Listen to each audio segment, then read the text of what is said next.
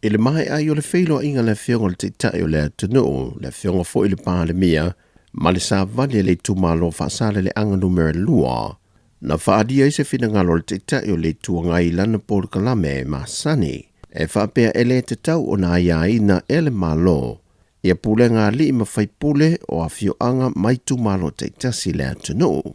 Sa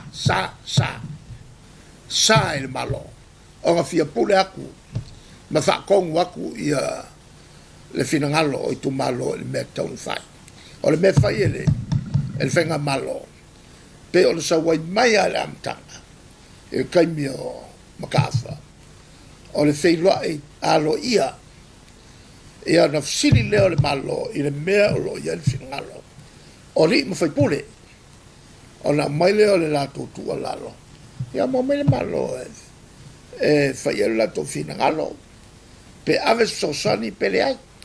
Ai leo le whaakongu aku ele. E la auli. Le ko whaama mao.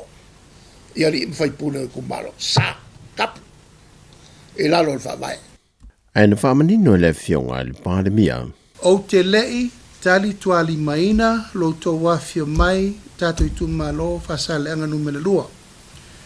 Sa o tīmata, mo apoapoa'i, ia avatu le tūlaga.